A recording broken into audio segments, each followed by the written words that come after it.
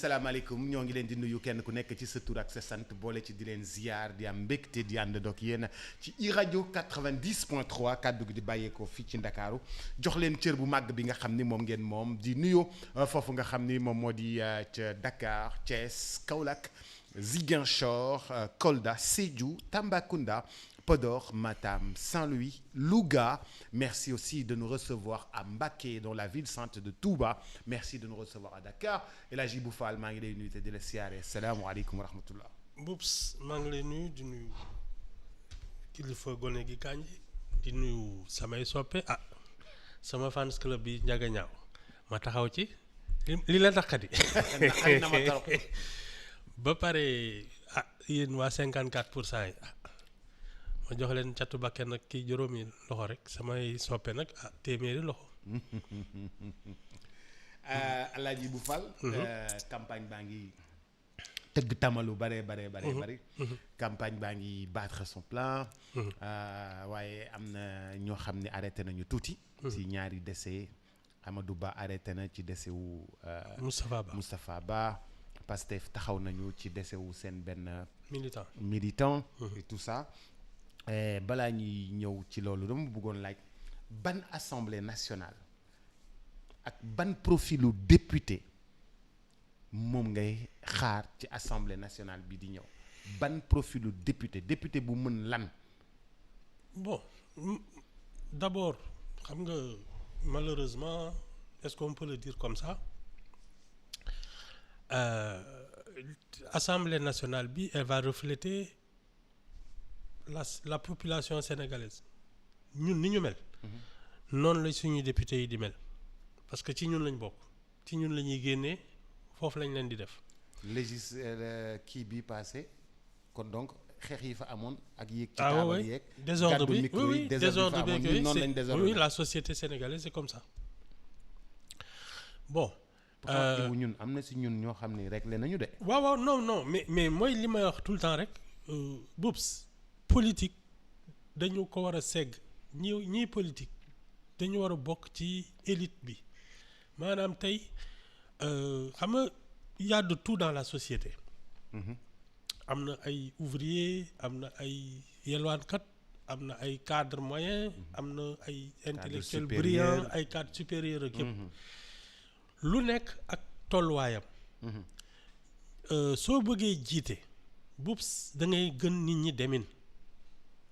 C'est comme quand on choisit un imam dans une mosquée Boubs mënuñu jël n'importe qui def ko imaamu jàkk. ku jeexalul téere yi de. waaw te amoo tenue ak retenue. jàngu ba. église. c'est pas n'importe qui va être prêtre. dafa am da ngay am itinéraire ba nga xam ne yow mii c'est ta vocation ak yooyu ngay doog a entrer sous les ordres. mais n'importe qui ne peut pas le faire. ça doit être pareil en politique loolu tant que defuñu ko problème mu sénégalais yi kenn du ci wax sérieusement parce que la politique c'est très sérieux léegi nag ñun bàyyi nañu suñu bopp ba ku nekk mën na nekk député te ku nekk mën na nekk président de la république xam nga loolu moo ci gën a. balaa ngay ñëw ci président de la république ku nekk mën na nekk député. ah oui mais Ibou loolu mooy droit wu sénégalais bu ne. non.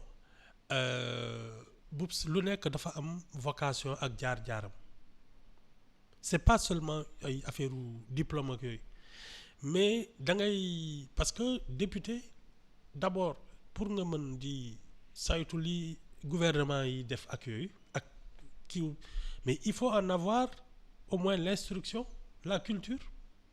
pour mën a analyser ay budget pour mën a xam lan mooy priorité. pour investissement yeeg dépense publique yeeg yooyu boobu da nga koy xam il faut lu mu néew war nga mën a bokk ci conseil municipal wala loolu nga xam ne on débat de loolu moo tax nga am ay conseillers nga am benn équipe moo tax nga am ñoo xam ne ñooy toog sa wet moo xam ne moo tax nga am équipe. waaw boo xam ne assemblée nationale da koo teg sa wet. waaw pour nga mën ñu leeralal la. mais Boubs y a nga un mën a minimum porter la parole. on n'est jamais mieux servi que par soi-même. traduction ak yooyu day am ay pertes yow li nga xam ne yow yaa koy xoolal sa bopp bien entendu nit du mën a xam lu ne mais au moins pour l'essentiel war nga ko mën a xam soit tu es juriste soit tu es économiste soit tu es ce que tu veux mais il faut nga xam dara après nag li nga xam ne yow xëy na da nga ciy mën a maandu parce que du sa jàng du sa kii nga ut ci ay conseil mais il faut un minimum boobu nag dañu war a aj ba ci kaw xam ne yow mii lii soo ko kiiwul tu peux pas te présenter à un poste de député. Ouais, mais pourtant c'est les intellectuels ou les chefs de parti qui choisissent. xam nga waaw mais xam nga. ñoom ñooy choisir. ki nga xam ni moom la ñuy def ci liste bi. xam nga sur quelle base. Oui. Pas sur la base de tes compétences mais de ta popularité et ça c'est différent parce que mën nga nekk nitu nit ñi te sa xam-xam ak sa mën-mën du bari mais xam nga dafa am ñu neex a sopp ñoo xam ne dañuy nitu nit ñi daal lañu ñoo xam nag naka lañ koy lijjante ça n'a rien à voir avec quelqu'un qui est capable de réfléchir sérieusement aux problèmes du pays te loolu la ñu war a ñun segg déjà léegi nag ki nga xam ne mën na indi ay nit mën na nekk militant mën na liggéey ci yenn kii mais boobu dafa am foo xam ne. fa lay yem. Ah oui, il doit rester à la base. Ah oui, mobiliser les gens et cetera mais am na ay niveau yoo xam ne waroo fa yegg parce que tu n'en as pas les compétences parce que affaire bi tam boobu la première des mesures après la probité maanaam da ngay yiw mais compétence la mais ki la gën a gangster xëy na mooy gën a ëpp pexe ci nit ñeeg yooyu mën a lijjanti lu ne am sañ-sañ bu ne mais kooku soo ko yóbbu assemblée nationale wala nga jox ko immunité wala nga def mais il est capable de tout du gis nañ fi ay trafiquants de faux billets. Mango c'est ça le problème. waaw léegi xam nga bu fekkee ni ñi ñuy wax chef de parti ñoom ñoo leen tànn. déjà boobu pour nga mën a am parti da nga war a am jaar-jaar ak base bu solide du ñëw rek def benn déclaration ak yooyu nee naa la déjà parti da ngay am pour projet de société c'est pas toog 10 ans di doog a naan ñu ngi bind projet bi sooy déposer sa demande de statut la ñu war a xam yow fan nga jëmee réew mi ak lan moo ci sa kii ça déjà c'est un premier filtre parce que projet boo xam ne ba pare doo ñëw rek parce que fii mën nga ko bindaloo par n'importe qui. On doit t'auditionner xam yow lan moo nekk sa bopp est-ce que tu es quelqu'un qui va réveiller des séparatismes wala des questions religieuses ak yooyu dañ la war a déglu ba xam ne yow mii tu es un républicain maintenant les options politiques économiques ak yooyu loolu ku nekk ak ni nga ko gisee say priorité mais au moins il y a une base fondamentale c'est l'esprit républicain et démocrate loolu dañ ko war a teel a segg nga xam ne kii sanc parti du ngaak buy doxantu ci mbedd mi xam na dara xam nañu ay bien am xam nañu lan la mën te xam nañu ne il est dans les au moins 45 départements xam nga loolu du ku nekk ko mën voilà te loolu day tax les gens vont se regrouper par famille de pensée ba pare nag dinañ bàyyi kiy jiitu am le bon profil de leader xam nga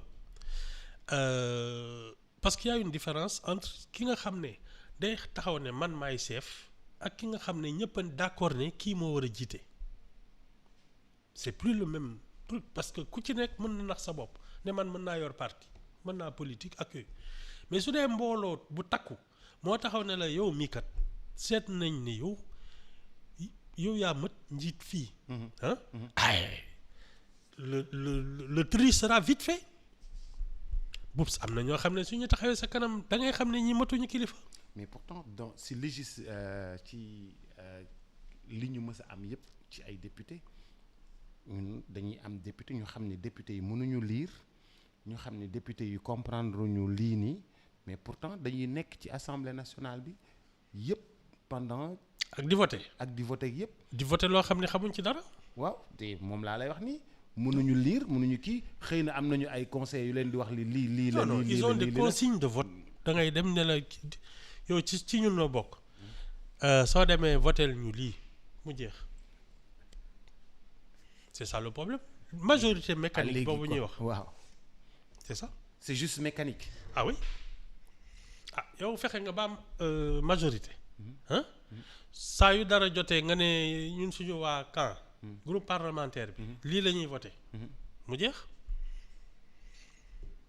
am na ci ñoo xam ne jéemuñ sax xam lu ñuy voté lu mu doon da ci rek dem taxaw wala ñu bon comme tam xam nga léeg-léeg télé yeeg yooyu dañuy taxaw nga sañ sa ba rafet ay naan waaw vraiment monsieur le ministre maa ngi lay gërëm di la sant sa kii yéene ci réew mi rafet na ratatatata mais Ibou dem mais Ibou à l'hémicycle ça se passe comme ça. waaw su dee nag c'est ton adversaire nga xas ko ba mu ràpp dem toog mais ça ne nous avance en rien boops. kon ñun ça veut dire que li ñuy def boobu ba léegi dara jëmale ci wër ci réew mi kanam. li ñuy def assemblée nationale boobu ba léegi. non dara jëmale wu ci réew mi kanam. non parce que sinon le pays ne serait pas dans cet état. Boups, des parlementaires qui font leur travail, qui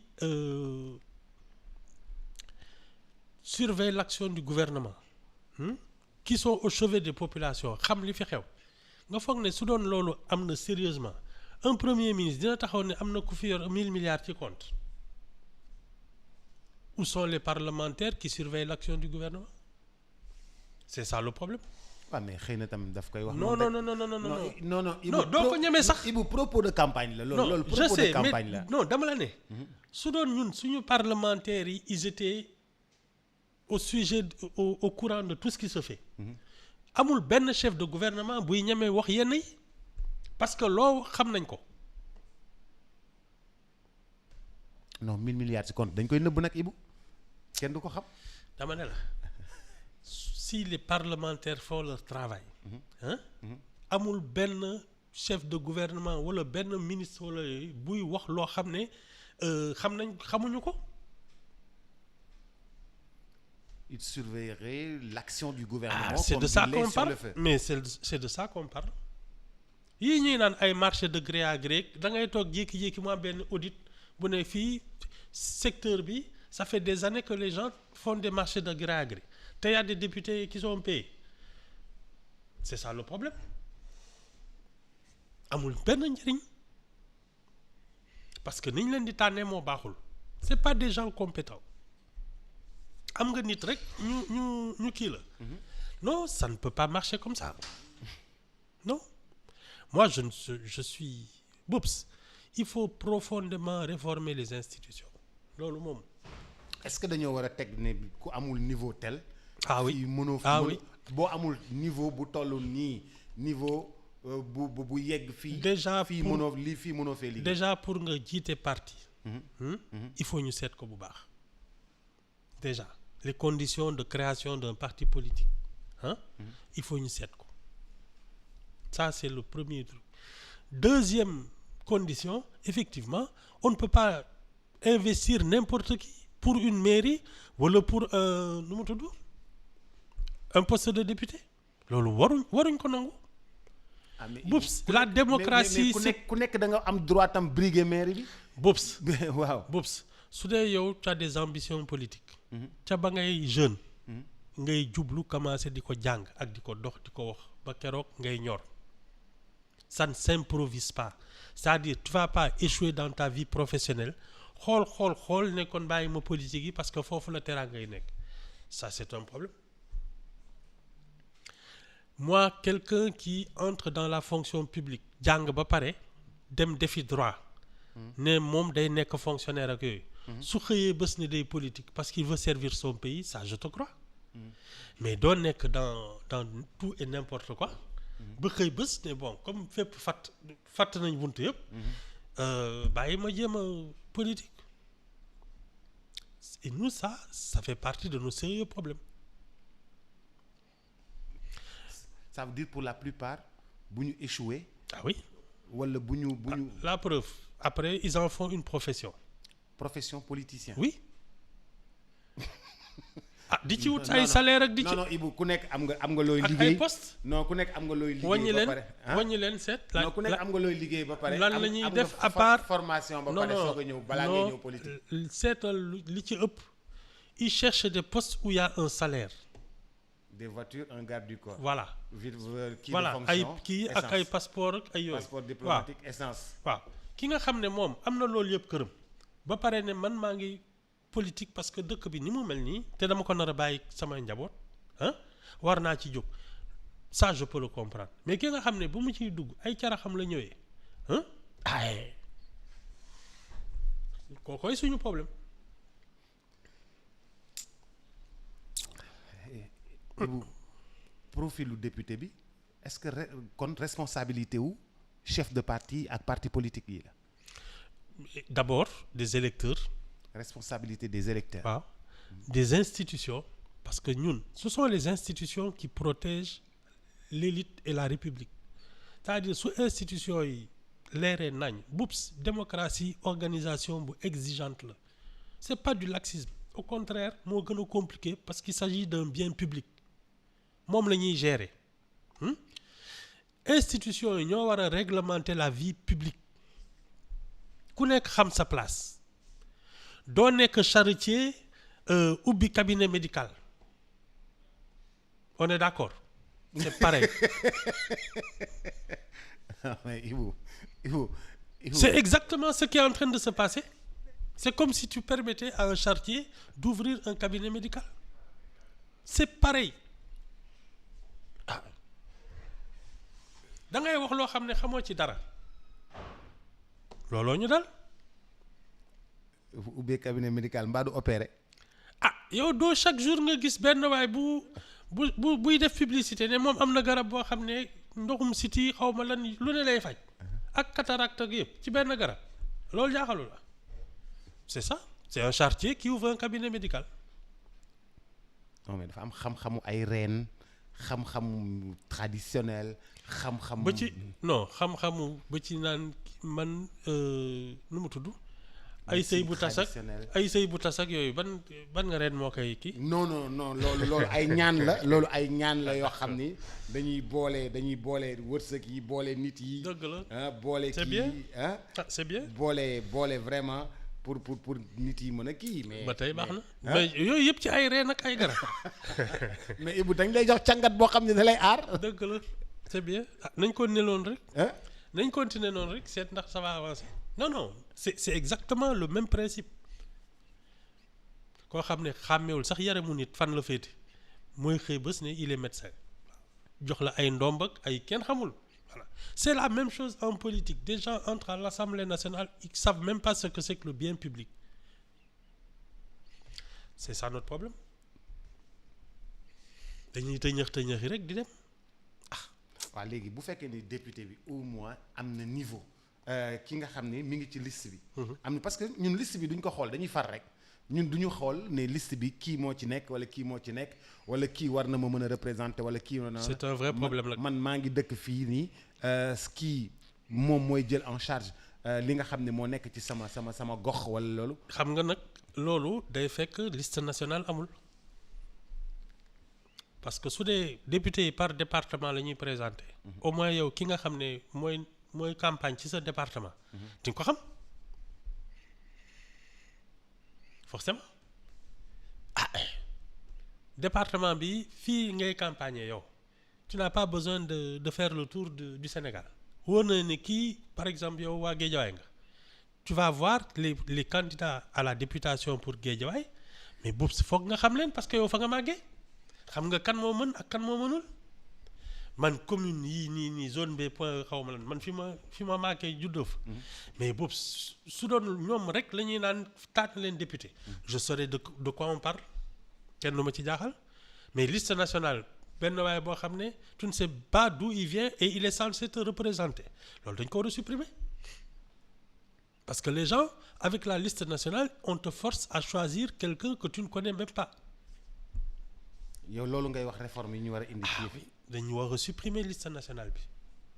léegi donc dans les 45 départements. fu nekk ñu tànn fa. maa lox li mu jeex oui kooku représenté département bi. c'est tout c'est tout. xamal waa département wala région bi wala région bi. waaw c'est ça. xamal département bi xamal waa département bi représenté waa département bi. di surveiller l'action gouvernementale. li waa gouvernement bi wax ni dañ ko fay def moom mu surveiller ko. bien sûr d'accord ba pare di waxal waa département bi ne ñun fii lii soxla nañ ko lii ak lii ba pare non seulement tu surveilles l'action parce que exécutif ñaar la dafa am exécutif central mooy gouvernement beeg yooyu mais les exécutifs locaux maires yi war nga dem xool mairie bi moo tax ma ne la mënoo nekk député ak maire parce que tu peux pas être celui qui surveille l'exécutif et être l'exécutif. Député maire. Non, de c'est pas normal. la ville de Thiès. Oui. Parce que le député surveille l'action de l'exécutif. Exécutif bi c'est soit le gouvernement soit la commune la mairie. waaw su dee yow yaay surveiller sa waaw loolu nu muy demee. yaay surveiller sa bopp. waaw. mais kon ñun li ñu nekk di def nii dañuy dox nii rek. waaw dañuy dañuy dafa mel ni dañuy. on est léger on ne réfléchit même pas à ce qu'on fait. dañuy dañuy taxaw nii di wër en rond nii rek. c'est ça c'est exactement ça. non c'est un vrai problème ah ñun kay non il faut réfléchir à ce qu'on fait te ñun dafa mel ni dañu topp rek comme dañu jël constitution française bi wala yooyu rek ne kon nañ def noonu copier coller def mais boobu y a des choses c'est de l'hérésie kon ñun li ñuy def nii dañ ko war a bindaat adopté ko ci suñu nombre de régions. ah oui adopté ko suñu nombre de départements. c'est ça voilà. tu n'as pas besoin de 170 région mais bien ku sûr nekk ak liggéeyal sa département. c'est ça tu n'as pas besoin de tout ça ay 160 xaw ma lan non tu peux en avoir le nombre de départements ba pare ku ci nekk selon la taille le nombre de départements et de régions. waaw su dee yow li ngay ça dépend aussi de la taille le député de la région de Dakar ne peut pas être le même que un truc boo xam ne une région boo xam ne y a pas autant de monde wala y a pas autant d'investissement ça ne demande pas on te donne les moyens de travailler aussi le cabinet d'un député de la capitale Boubs ça doit pas être le même que ceux des villes de l'intérieur ne serait-ce que ça kon yow boo sañoon 45 am député. y en aurait quoi 46 xaw ma. Pikine am député. waaw. Tëngéej am député. c'est ça. ah c'est ça. ñu délimité ko. bien sûr. Dakar am député. oui. ah oui. Ziguinchor ça dépend ci nu mu toll am fii département bu nekk département oui il y a plusieurs départements dans Dakar ak yooyu donc mën nga voilà mais benn département. kon da ngaa bëgg économiser wala xanaa.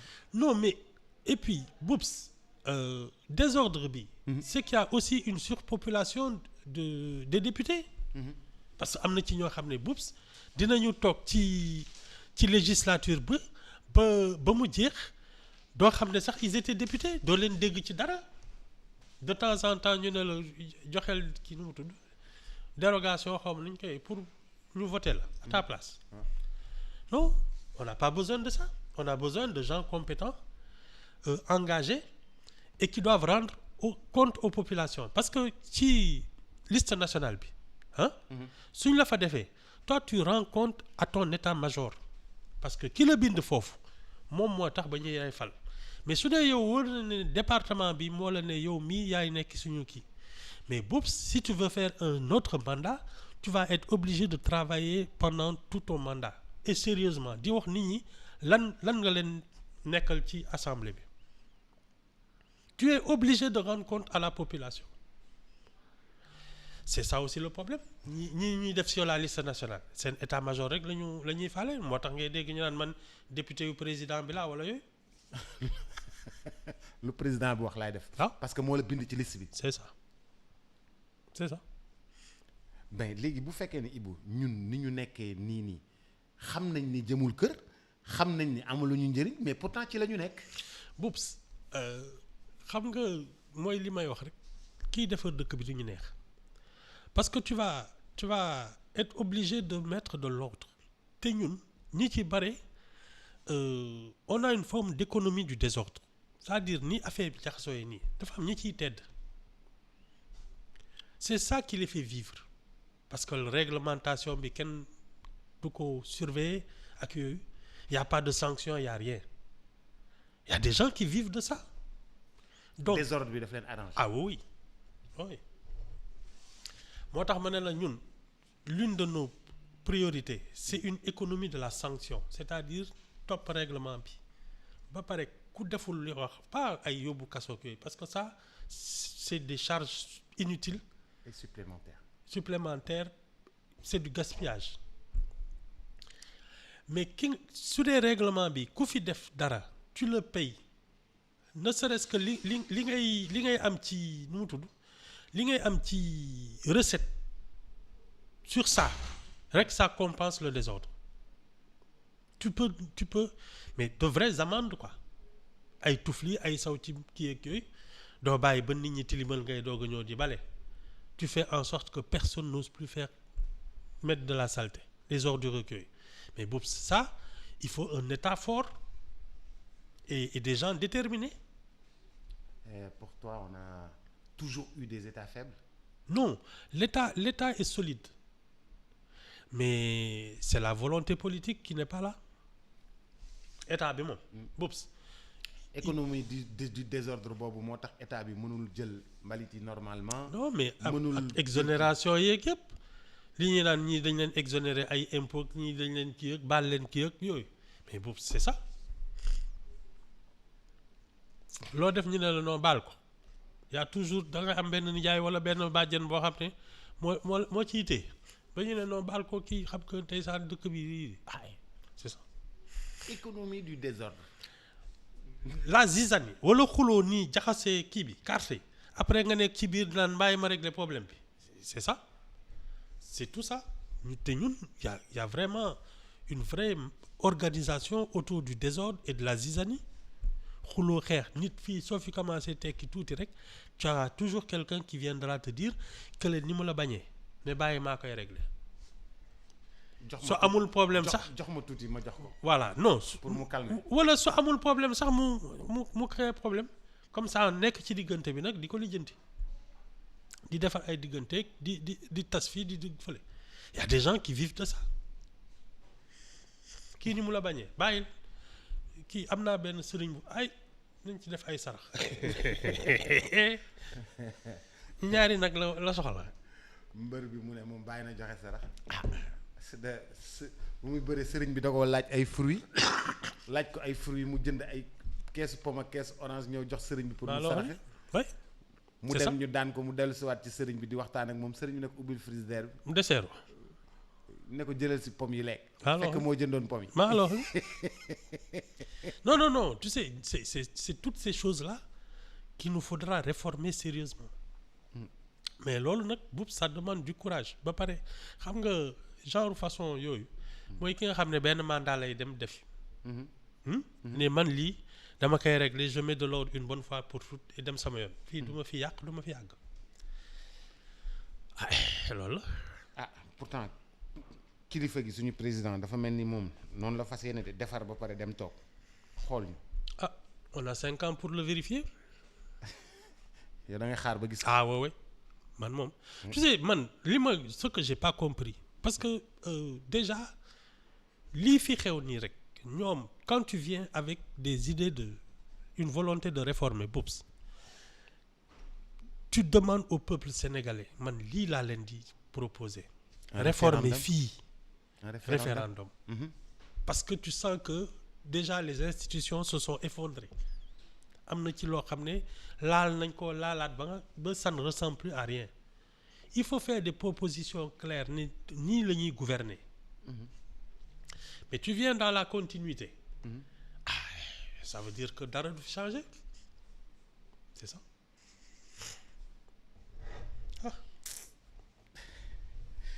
Ibou bu ñu dellu sewaat ci li nga xam ne moom moo di campagne bi tey ki nga xam ni moom moo di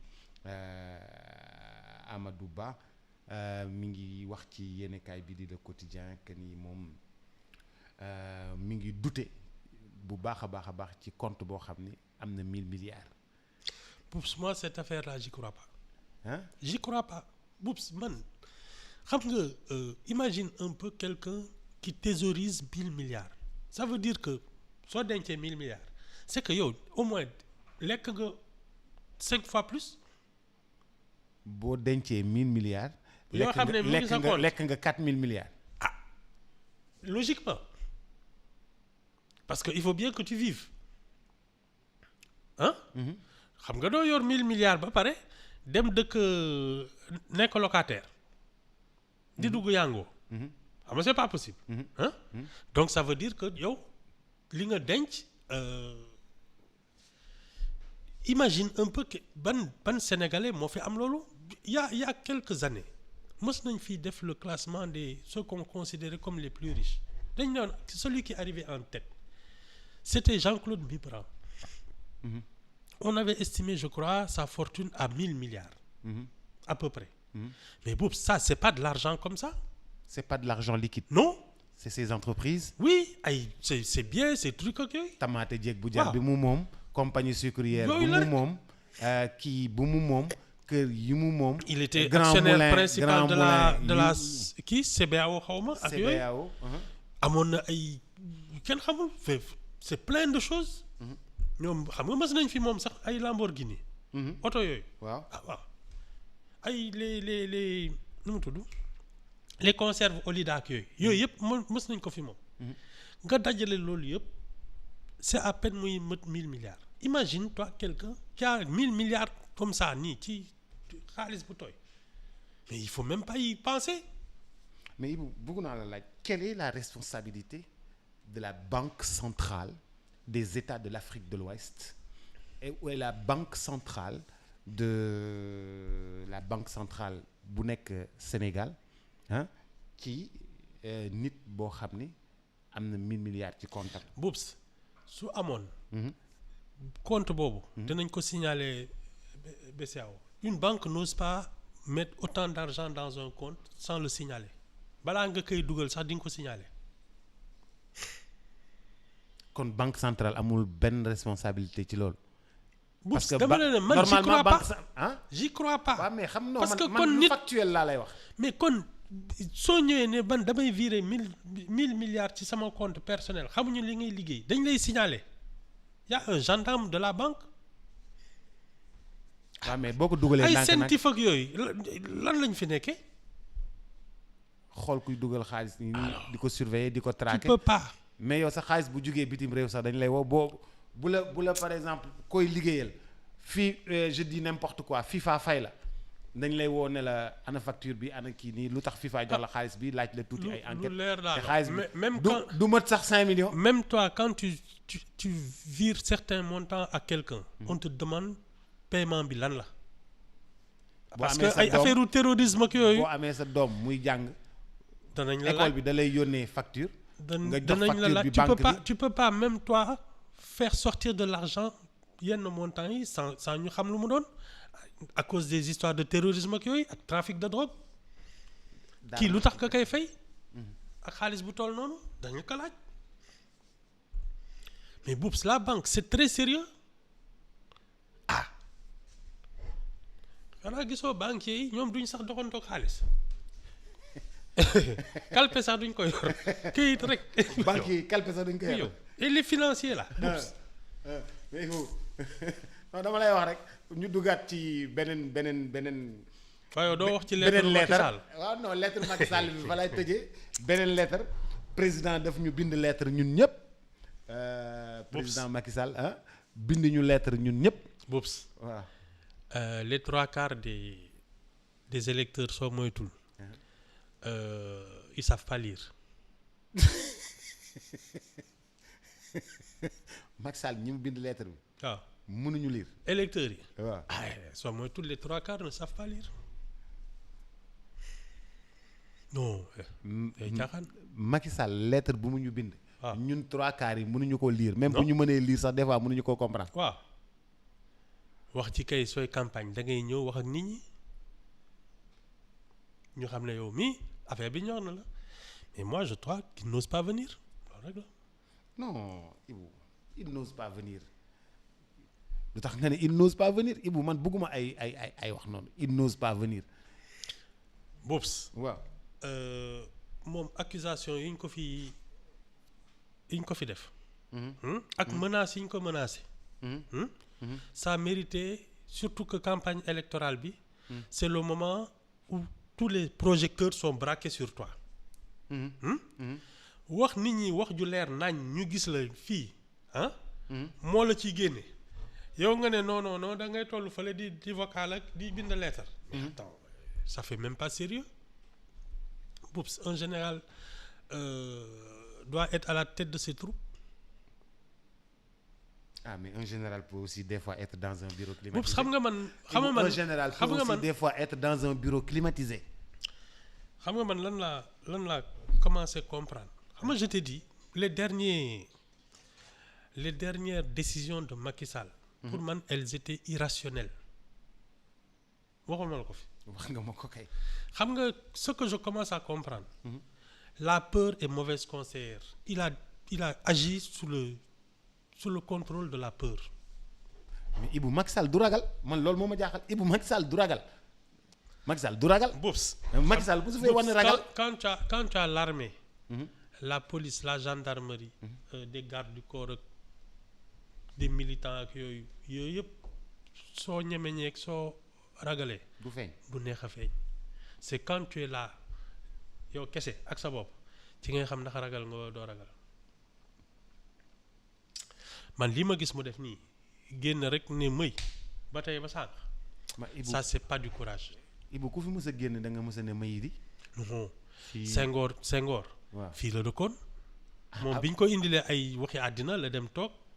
Et puis je pense qu'il avait des problèmes de santé ci la dem toog Verson mais Senghor était ici dafa doon doxantu nii ci biir dëkk bi. mais Abdou Diouf tam dafa ne may. ah mais de temps en temps mu dellu si. Wade nag. Wade mi ngi fii moom. ay non c'est du courage c'est tout.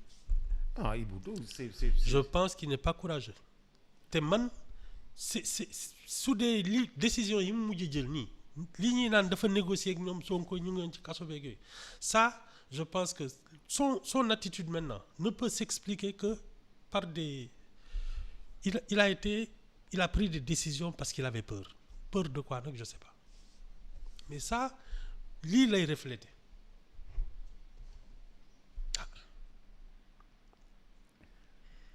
non ouais. mais Ibou dina ñëw. balaa ma koy gëm gis ko de. balaa ma koy gëm gis ko. ah oui. lettre bi daf lay confirmer que du ñëw. boo liiree lettre bi ci ligne. non et puis dem ba ci suuf c'est de l'activisme parce que mooy li ma la wax rek tu l'adresses à qui. les Sénégalais yi nga xam ne même ñi am diplôme léegi ils ont des problèmes pour lire le français.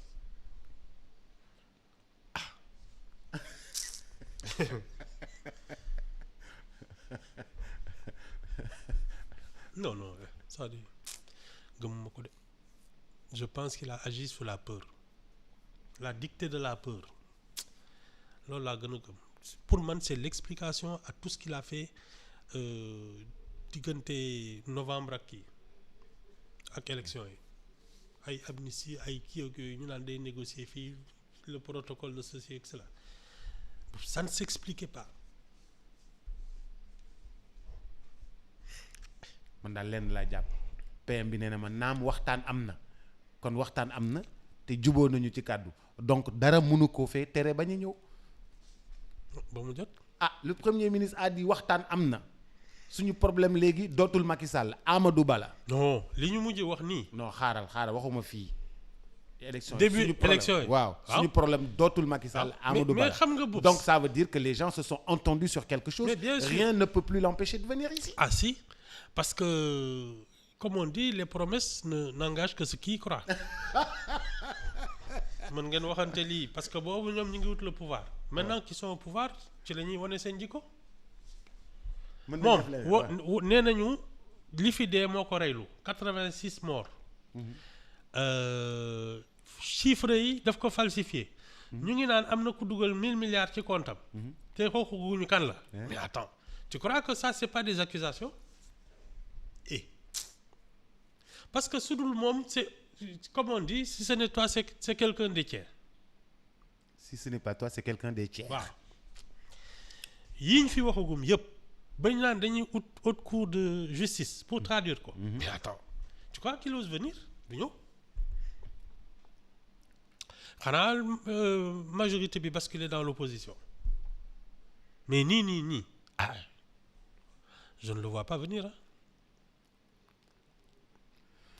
mais bu ñëwul. c'est pas du courage. bu ñëwul campagneul nu muy gagné. ah mais de toute façon man je ne comprends même pas ñi des ci wetam parce que li mu def ba livrer la République à ses adversaires mais ñi doon ànd ak moom war nañ koo xoolaat.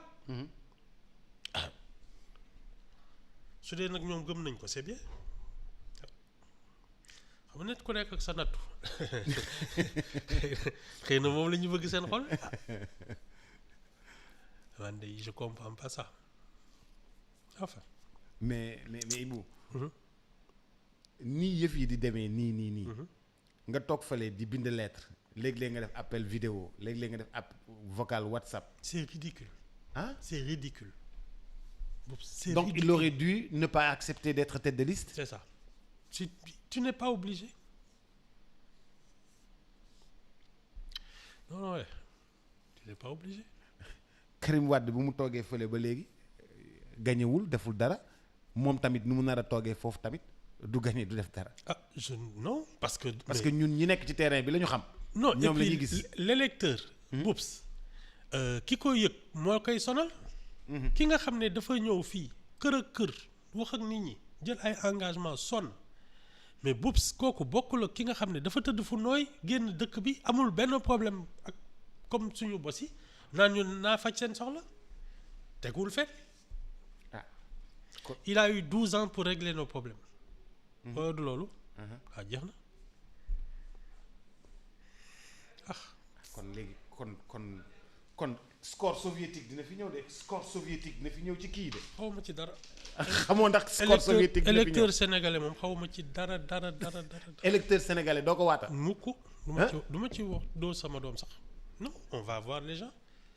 De toute façon, je pense qu'il y aura au moins une nouvelle recomposition dans la hiérarchie politique. léegi nag loolu moom électeurs yi ñoo koy décider 17 novembre daal la ñuy xam.